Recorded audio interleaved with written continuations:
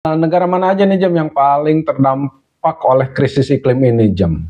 Apakah berpindah ke energi terbarukan bisa sepenuhnya menggantikan energi fosil atau bisa mencukupi nih kebutuhan saat ini yang dibutuhkan Jam? Umpama Jam, krisis iklim ini bisa teratasi, perlu berapa lama untuk melakukannya? Halo Jam, selamat sore Jam. Halo Denny, selamat siang. Ada yang ingin dibahas hari ini? Oke, seperti biasa kita mulai lagi podcast hari ini Jam, membahas isu-isu internasional. Nah, kali ini ada yang sangat menarik yang akan kita bahas nih. Jadi, lagi ramai banget beberapa negara memang lagi berlomba-lomba untuk menyiapkan stok pangan untuk beberapa tahun ke depan gitu kan. Karena kenapa? Ya, karena Indonesia katanya akan menghadapi perubahan iklim yang atau menghadapi krisis iklim. Nah, kita akan cari tahu intinya lebih dalam lagi tentang krisis iklim atau perubahan iklim yang drastis seperti apa yang dimaksud itu semua. Kenapa saat ini banyak sekali negara-negara yang memang berlomba-lomba untuk menyiapkan pangan, berlomba-lomba untuk untuk memperbaiki sistem pertanian dan lain-lain, bagaimana persiapan untuk menghadapi perubahan iklim tersebut. Meskipun di sisi lain ada hal yang aneh ya, di Malaysia kayaknya seolah-olah nggak percaya gitu kan, rakyat Malaysia itu seolah-olah nggak percaya dengan hal ini. Bahkan ketika kemarin Menteri Pertaniannya datang ke Indonesia untuk mencari solusi atau meminta bantuan Indonesia, yang ada Menteri Indonesia malah dihujat oleh orang-orang Malaysia gitu kan. Ya itu sih terserah ya, kita kembalikan lagi. Indonesia mungkin saat ini ada di tahap aman karena memiliki stok padi atau surplus pangan ya Jam, itu kurang lebih untuk saat ini aja udah ada 3 juta ton, bahkan diprediksikan dalam 2 tahun ke depan akan punya stok sekitar 5 juta ton sampai 6 juta ton gitu kan dalam 2 tahun ke depan. Itu stoknya ya teman-teman ya.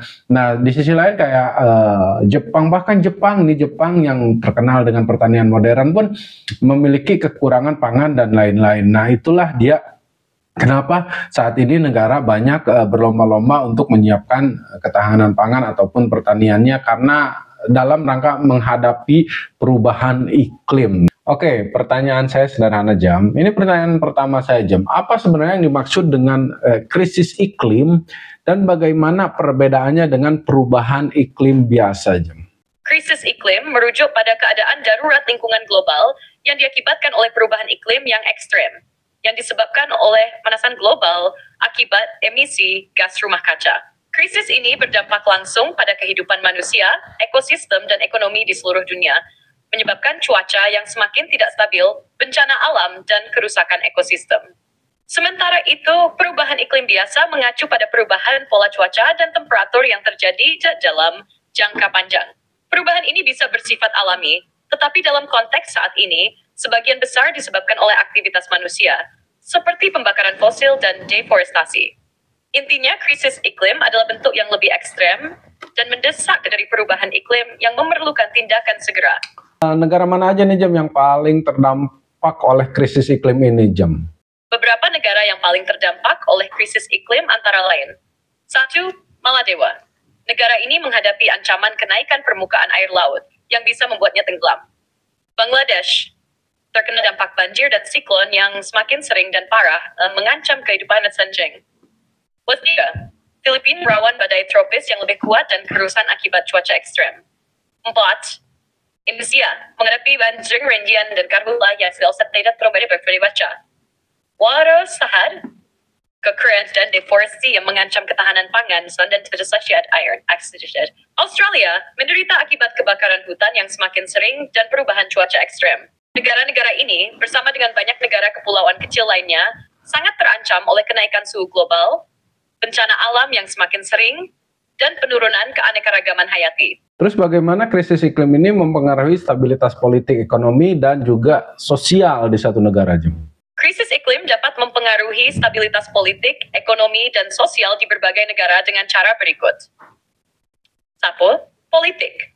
Krisis iklim dapat menyebabkan ketegangan politik dan bahkan konflik antara negara atau dalam negara itu sendiri. Misalnya, persaingan untuk sumber daya air atau lahan akibat perubahan cuaca ekstrem bisa memicu kerusuhan sosial atau konflik antar wilayah.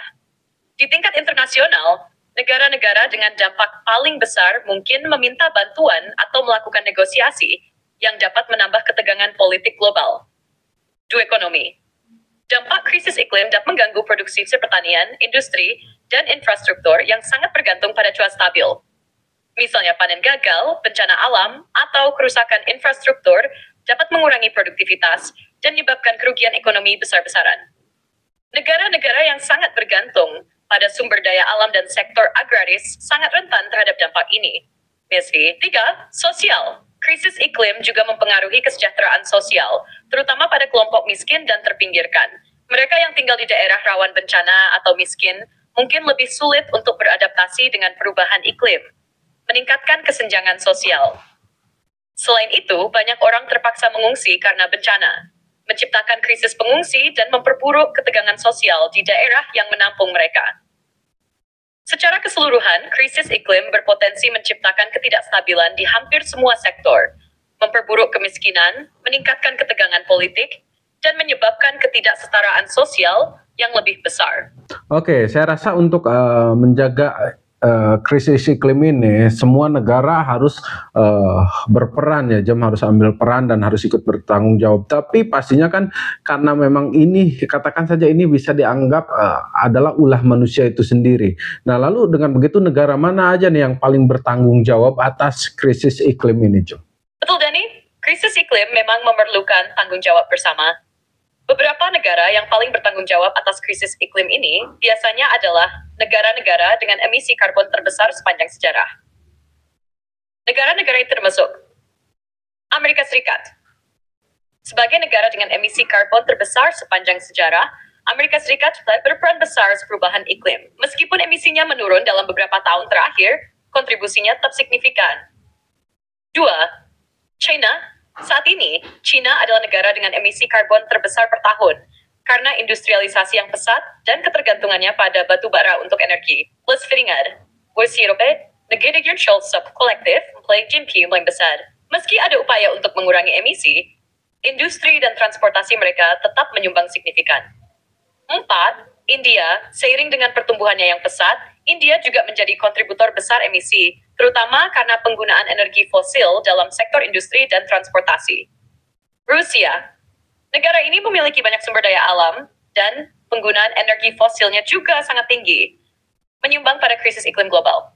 Meskipun negara-negara ini adalah kontributor utama, semua negara di dunia sebenarnya harus ikut bertanggung jawab dan berperan aktif dalam mengurangi emisi dan mengatasi dampak perubahan iklim.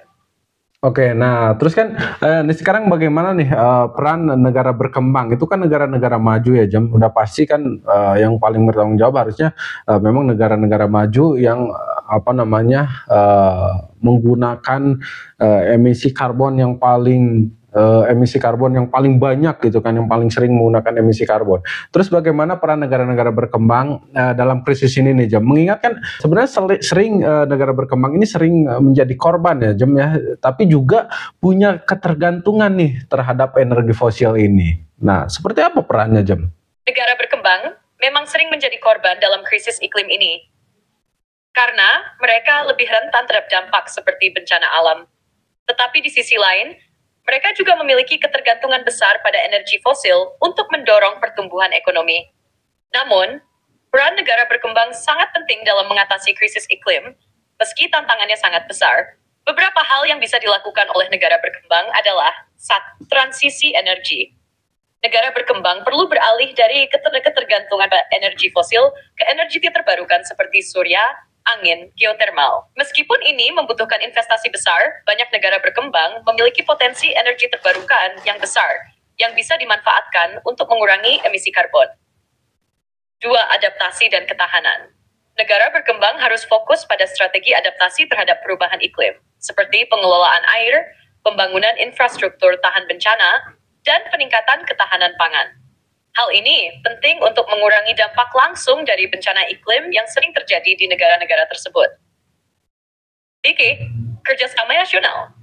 Negara-negara berkembang dapat bekerja sama dengan negara maju untuk mendapatkan pendanaan dan teknologi hijau. Banyak negara maju memiliki kewajiban dalam pendanaan iklim berdasarkan kesepakatan internasional, seperti Perjanjian Paris. yang bertujuan membantu negara berkembang mengurangi emisi dan beradaptasi dengan perubahan iklim. 4. Pendidikan dan kesadaran.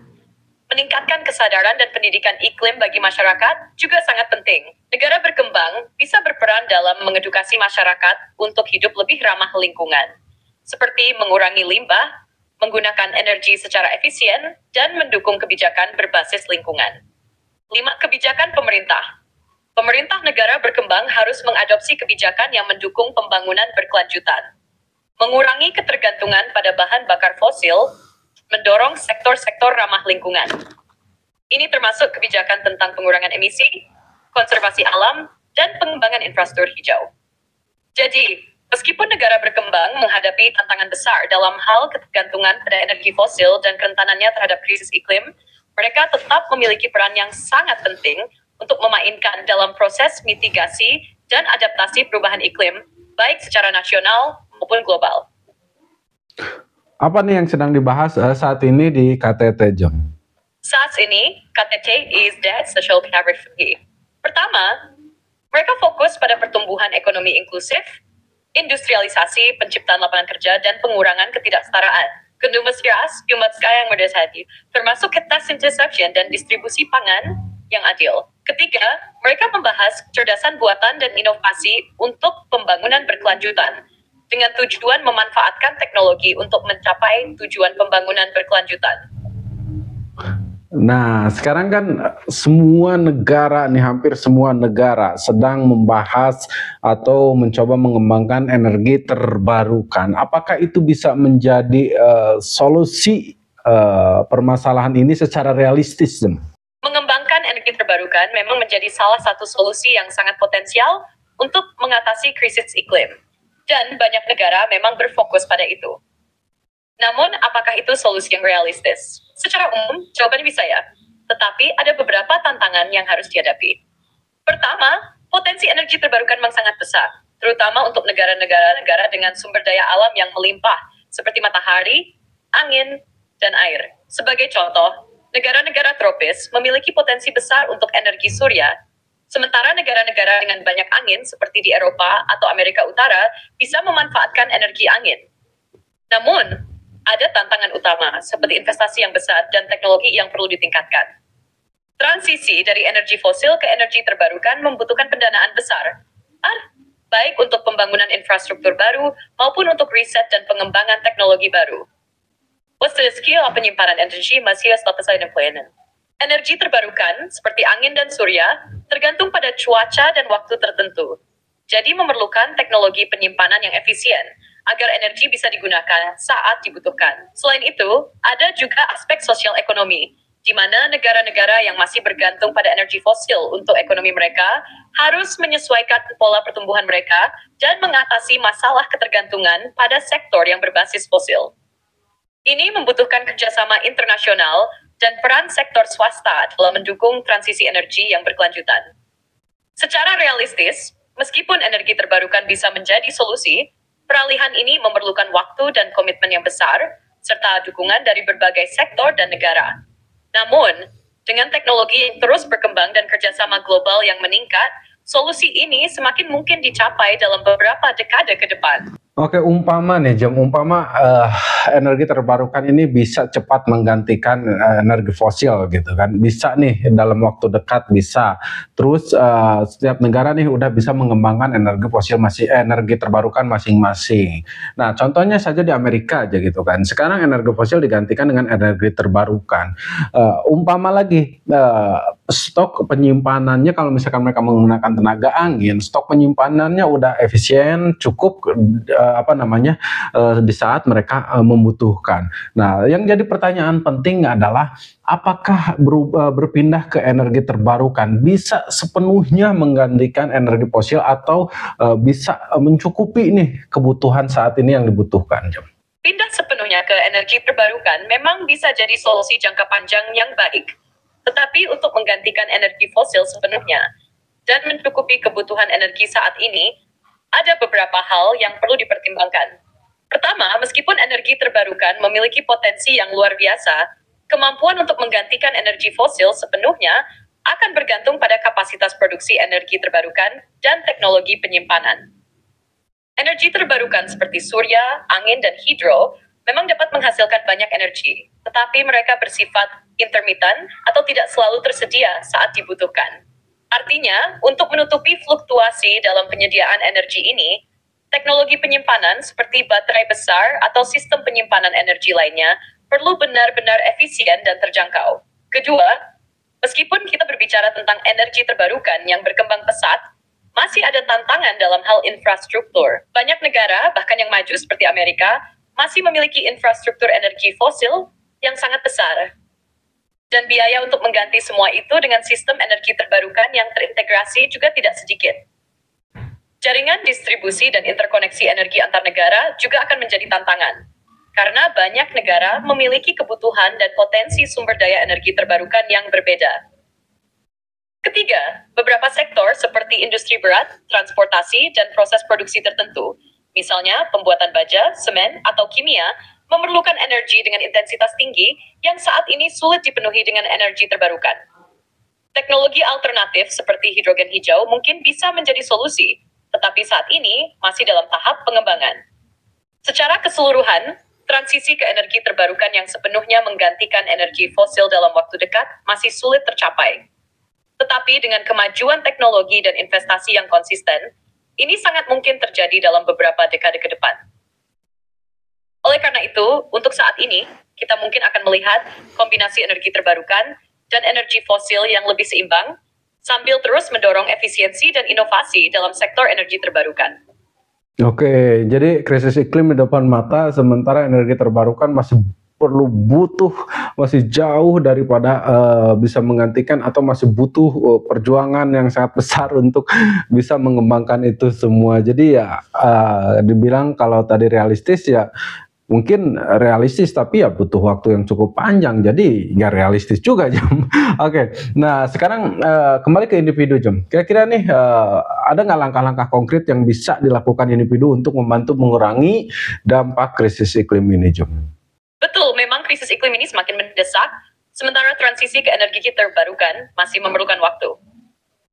Namun, di sisi lain, individu juga bisa berperan besar dalam mengurangi dampak krisis iklim melalui langkah-langkah kecil yang berdampak besar jika dilakukan bersama-sama. Beberapa langkah yang bisa diambil oleh individu antara lain. 1. Mengurangi konsumsi energi. Menghemat listrik dengan mematikan peralatan elektronik yang tidak digunakan, atau mengganti peralatan yang lebih efisien energi seperti lampu LED dan peralatan rumah tangga hemat energi. 2. Mengurangi penggunaan kendaraan pribadi. Dengan memilih untuk berjalan kaki, bersepeda, atau menggunakan transportasi umum lebih sering, kita dapat mengurangi emisi karbon dari kendaraan pribadi. Carpooling atau berbagi kendaraan juga bisa menjadi pilihan. 3. Mengurangi, menggunakan ulang, dan mendaur ulang. Mengurangi sampah dengan membeli produk yang lebih ramah lingkungan. Menggunakan ulang barang-barang dan mendaur ulang sampah dengan benar. 4. Mengonsumsi makanan yang lebih ramah lingkungan. Mengurangi konsumsi daging dan produk-produk berbasis hewani yang memerlukan banyak sumber daya alam, dan beralih ke pola makan berbasis tanaman yang lebih rendah jejak karbonnya. 5. Memilih produk yang ramah lingkungan. Membeli produk yang dibuat dengan bahan daur ulang atau yang memprioritaskan keberlanjutan, serta memilih produk yang menggunakan lebih sedikit kemasan plastik. Berpartisipasi dalam inisiatif lokal, ikut serta dalam program penghijauan, pembersihan pantai, atau kampanye lokal yang mendukung keberlanjutan lingkungan. Misalnya, menanam pohon atau membantu menjaga kebersihan lingkungan sekitar. 7. Mendukung kebijakan ramah lingkungan.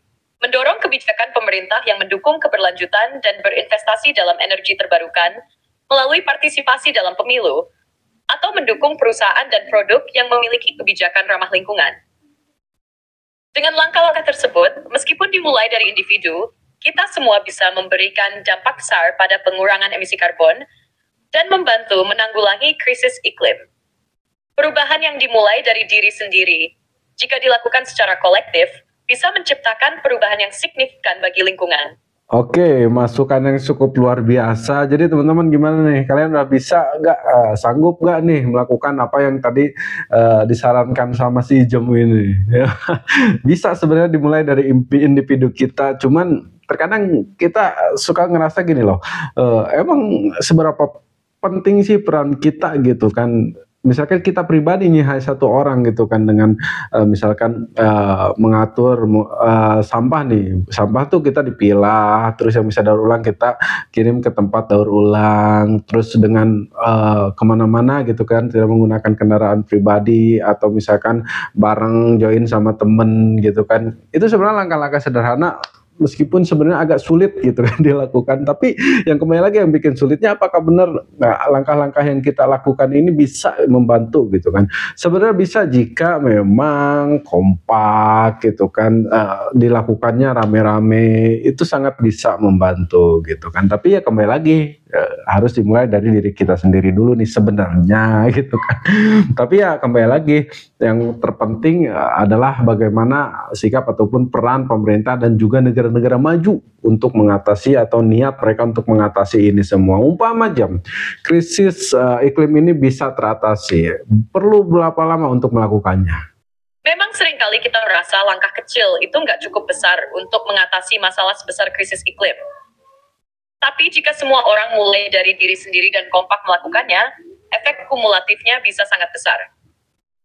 Tentu saja, peran pemerintah dan negara-negara maju sangat penting, karena mereka memiliki kapasitas lebih besar dalam mengatur kebijakan dan mengimplementasikan solusi besar.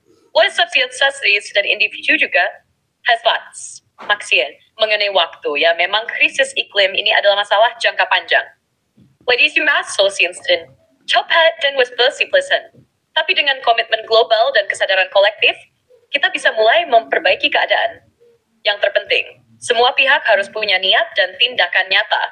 Oke, siap lah Jam. Terima kasih banyak udah nemenin obrolan kita hari ini, sudah memberikan penjelasan sejelas-jelasnya dan semoga teman-teman di sini bisa memahami apa yang disampaikan tadi oleh si Jam dan maksud dan serta tujuan video kita kali ini ya teman-teman ya.